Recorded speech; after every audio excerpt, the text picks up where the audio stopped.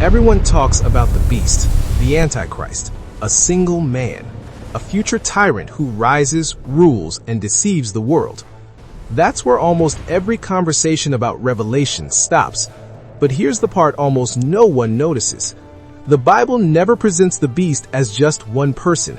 And if you miss that, you miss how Revelation actually works. Stay with me, because once you see this, Revelation 13 will never read the same again. Most people approach prophecy the same way they approach movies. They want a villain, a face, a name. So when they read Revelation 13, their eyes immediately lock on to the man, the Antichrist, and they rush past the system that empowers him. But Scripture slows us down on purpose, because before the beast ever rules, before he ever speaks, before he ever demands worship, Revelation shows us what he rises out of, and that's the key most people overlook. Revelation 13 verse 1 says, "And I stood upon the sand of the sea, and saw a beast rise up out of the sea, having 7 heads and 10 horns, and upon his horns 10 crowns, and upon his heads the name of blasphemy." Notice something important. The beast doesn't appear from nowhere. He rises out of the sea. And in biblical prophecy, the sea consistently represents the nations, the masses of humanity in chaos and rebellion. This beast is not dropped onto the world, he emerges from it. That alone should slow us down, but the description that follows should stop us entirely. Revelation 13 verse 2 says, "And the beast which I saw was like unto a leopard, and his feet were as the feet of a bear, and his mouth as the mouth of a lion. And the dragon gave him his power, and his seat, and great authority." That verse is doing far more than describing an appearance. It's referencing something older, much older, and this is where most people miss the connection. If you've read Daniel chapter 7, this language should sound familiar. Daniel describes 4 great beasts, each representing a major world empire, a lion, a bear, a leopard, and a terrifying 4th beast unlike any before it: Babylon, Medo-Persia, Greece, Rome. Daniel 7 verse 3 says, "And 4 great beasts came up from the sea, diverse one from another." The same sea, the same symbolism.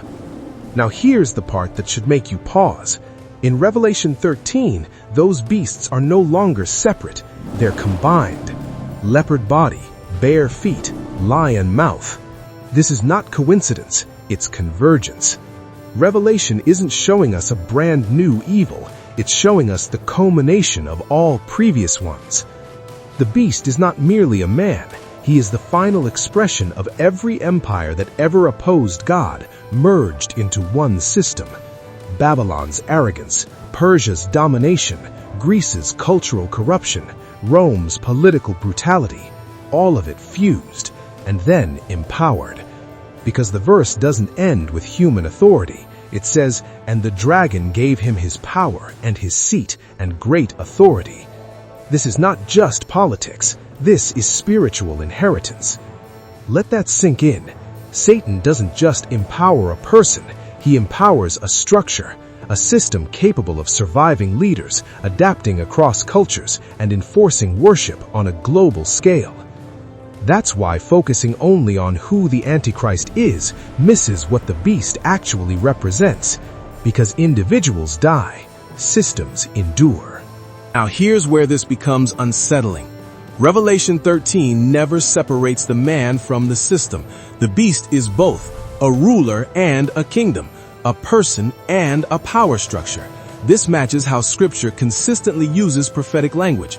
In Daniel, beasts represent kings and kingdoms. In Revelation, that pattern doesn't change, it intensifies. This is why the beast can be wounded and yet survive. This is why authority continues even when leadership shifts. This is why worship is enforced globally, not locally. And this is why the world doesn't suddenly become evil in the future. It simply reveals what it has been building toward for centuries. Here's the progression most people miss. Human rebellion doesn't restart in Revelation, it culminates there. The beast is the final form of humanity organizing itself without God, politically, economically, and religiously. A global system that says we don't need him. And that's why Satan wants it. because this has never been about power alone. It's about imitation. Satan doesn't create, he copies. God has a kingdom. Satan builds a counterfeit. God has worship. Satan demands it. God has authority over nations. Satan consolidates them. The beast is not just opposition, it's a replacement attempt. This is why Revelation doesn't ask you to identify a face. It asks you to discern a system that blends religion, politics, and allegiance. A system that feels familiar because it's been forming for a very long time. And that's the detail almost no one notices. Everyone talks about the beast. Very few recognize what it really is. And if you don't see the system, you'll be watching for the wrong thing at the wrong time in the wrong way. The scroll stays open.